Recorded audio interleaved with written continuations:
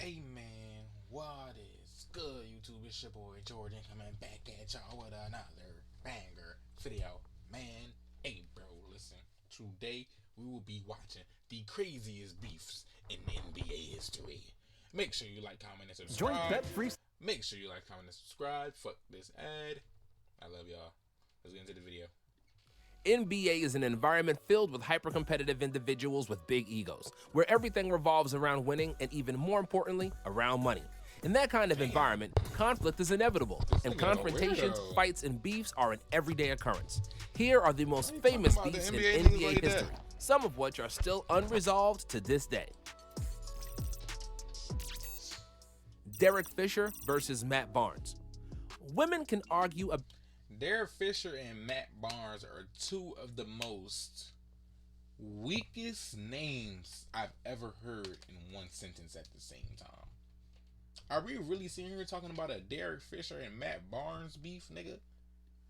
a million things, while men's fights are usually either about money, pride, Whatever, or women. bruh. One of the most recent NBA beefs is between former Lakers teammates Matt Barnes and Derek Fisher. Their beef was not about Probably money over a or bitch. pride.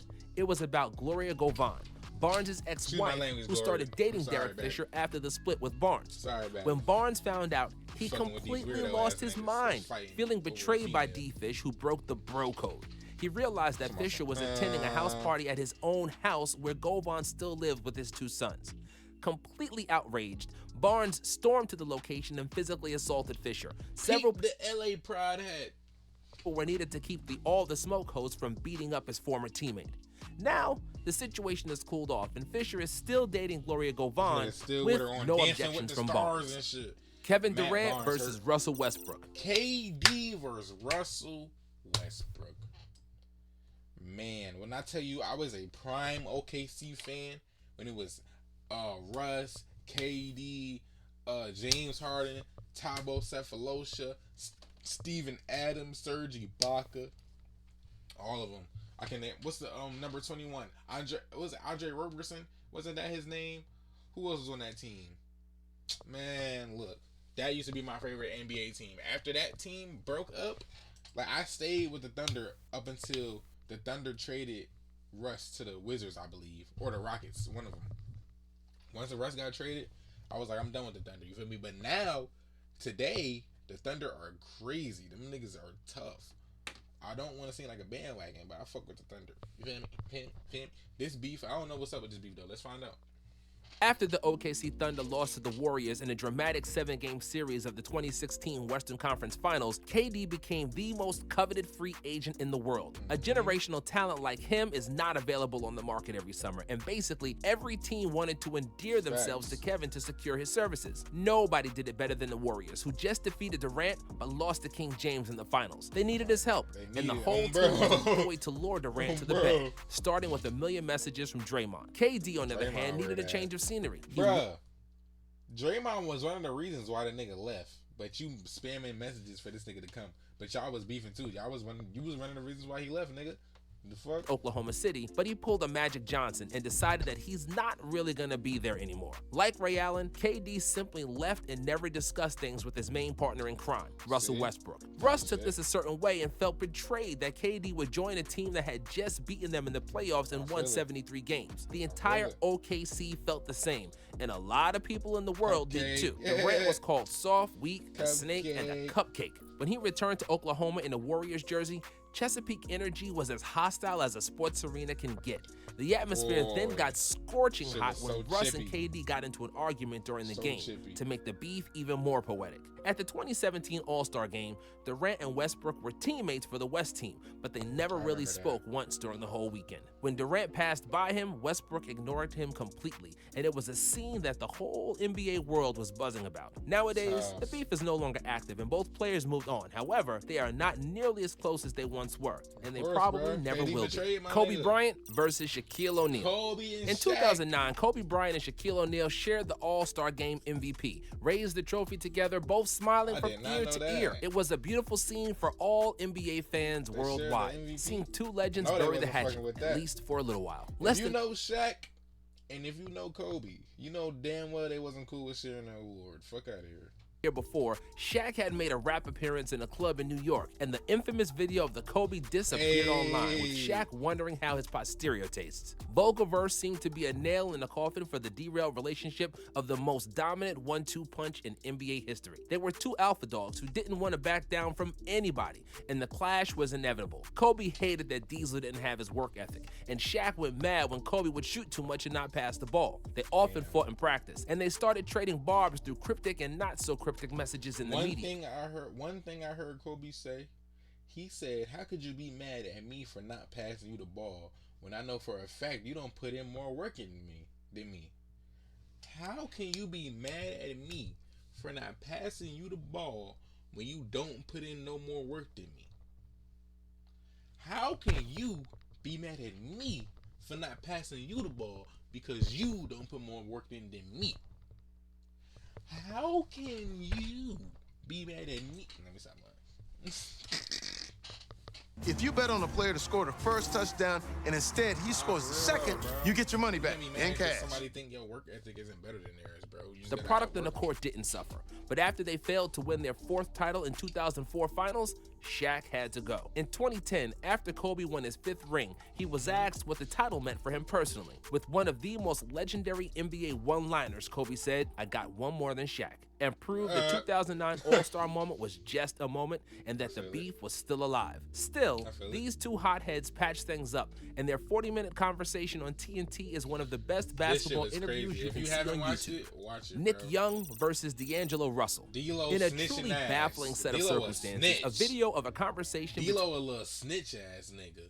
Nick Young and Russell surfaced online where D'Angelo was asking his teammate Swaggy P about his love life. It was a conversation that wasn't supposed to leave that room, considering Young was then engaged to the rapper Iggy Azalea. Dirty Laundry came out, and Young's infidelity became free for public consumption. And it was all D'Angelo Russell's fault since the video leaked through his own Twitter account. Young's engagement was terminated thanks to the video, and so was the relationship between the two players. Russell apologized, but it was to no avail. There is no coming back from a move like that. Teammate confidentiality is sacred in the NBA. Imagine you talking to your mans in the locker room and the nigga sitting there secretly recording you. He talking to you about how you feel, how your girl treating you, not you cheating, how your girl treating you. And he go back and tell your girl, "Oh, your man said he don't like how you be treating him, I got it on video." Nigga, you a weirdo. Russell brought the rap moniker upon himself, which is one of the worst things for an NBA player. Their beef was never really resolved, but both players moved on, and Nick became a champ with the Warriors and is now engaged to Kiana Green, while D'Angelo made the All-Star team, and his public image is now mostly rodent-free. Gilbert Arenas versus Javaris Crittenton. Hey, No Chill Gil and Javaris Crittenton were a very dangerous NBA duo and had nothing to do with basketball. Washington Bullets changed their name to Wizards in 1997, but Crittenton and Arenas did everything in their power to bring the old name back. These two brought guns to the locker room following a dispute over a card game and threatened to shoot each other. Their teammates took them seriously and scattered around. The police were called, and Gil and Javaris both got suspended for a year. Crittenton never played in the NBA again and is currently doing jail time for an armed robbery. We seriously doubt that Arenas comes to visit. Jason Kidd versus Jim Jackson and Jamal Mashburn. J Kidd, if you don't know, I got the J Kidd jersey in the back. Shout out J Kidd, played for the New Jersey Nets. Shout out my boy J Kidd. Was also the reason that got between Jason Kidd, Jamal Mashburn, and Jim Jackson, who were part of the Triple J trio with the Mavericks in the late 90s. Three young stars were supposed to be the staple of the Mavericks' future, but were ultimately separated because of egos and a female. None other than the singer Toni Braxton. Bro, you cursing over Toni Braxton? Come on, bro, you in the NBA. How many females can you get, bro? You worry about Toni Braxton. Although this has never been officially confirmed, men gotta do better, bro. We gotta stop falling out over the pettiest shit, bro. Stop.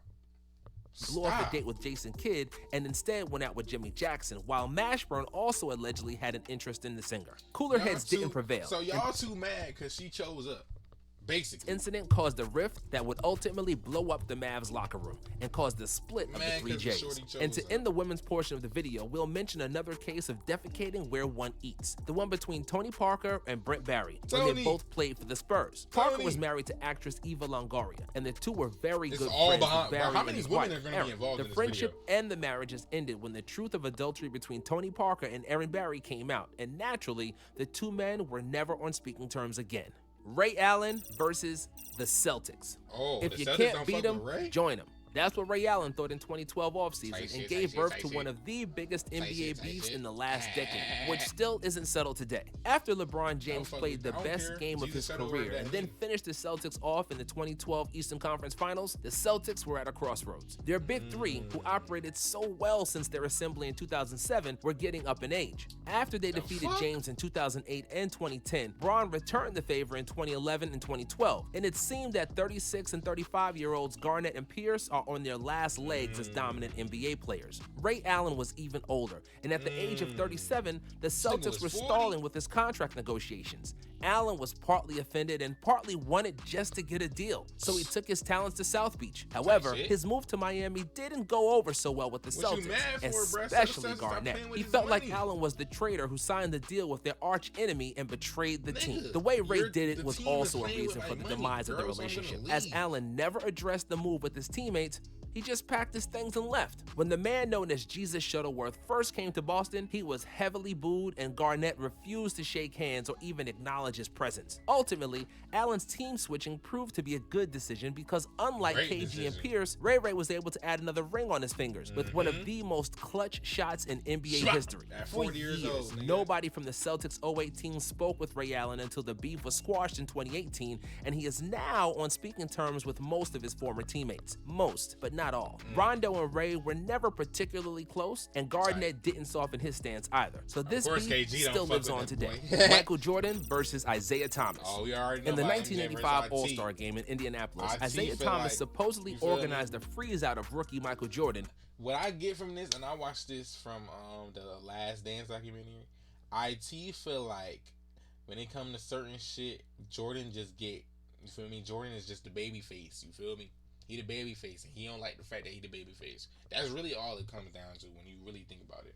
Never passed him the ball because he was jealous of all the attention Mike was getting. Of course, Mike took it personally, and that's when the beef started to stew. The fuel come was on, added to the bro. fire when Isaiah and Jordan repeatedly ran into each other in the playoffs. MJ took an L once, twice, and then once again, and saw the Pistons become back-to-back champs. In the 80s, Pistons were beating MJ hard, both literally and metaphorically. The Yep. infamous Jordan rules were in place, and Mike took a lot of physical punishment when he played against Isaiah Lambeer and the rest of the bad boys. course he On did. Jordan and the Bulls finally got their revenge and swept their arch nemesis. Before the end of the final game, Isaiah and the Bad Boys decided to go to the locker room without shaking hands with Mike, Scotty, and others. As you can probably guess, Jordan took it personally and felt Of disrespected. course he When did. he got the call Bro, to y'all niggas just beat me for a whole decade.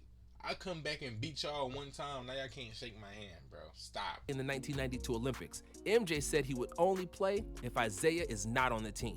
The already rocky relationship was never repaired This is after some that. sassy behavior from grown men. Not gonna lie. Isaiah never forgave Michael for keeping him off the dream team. The feeling is mutual, and these two legends are still not seeing eye to eye, That boy as IT you was probably supposed to be know on the if you G's watched team. The Last Dance. Hey. Larry Johnson versus Alonzo Mourning. Larry Johnson and Alonzo Mourning were both drafted by the Charlotte Hornets with the first and second pick in 1991 and 1992. The situation seemed ideal, and the two were turning out to be among the best big man Okay, pairing in the Charlotte. league, and the Hornets were buzzing on all cylinders. Then the Hornets This gave is the last Johnson a time lucrative Charlotte was good. $84 million contract for 12 years, making it clear to Zoe that Larry was going to be their franchise player. Charlotte still counted on Mourning, but he declined their contract offer for $78.4 million over 7 years. It was not so much about the money, as Zoe would be the second highest player in the league behind Jordan, but because of the butting heads between the two stars, who both wanted to be the alpha dog and Hell yeah, despised two each big other. men. Both players were traded. Mourning went to Miami, and Larry, Grandmama Johnson, went to the Knickerbockers. Good job. Every time they saw each other, they went extra hard to get the best of one another, and their battles So were why trade always both of extremely them, bro? physical. It all culminated in a spectacular fashion during the no. 1998 Oh, no. playoffs, where Oh, Zoe and no. Johnson got into a fight, which also involved the 5'9" Knicks coach Jeff Van Gundy, who tried to stop the Nigga fight and Jeff ended up got under pummeled. Morning's legs, holding on to them for dear life. The incident didn't calm things down, and they were still feuding years later. Wow.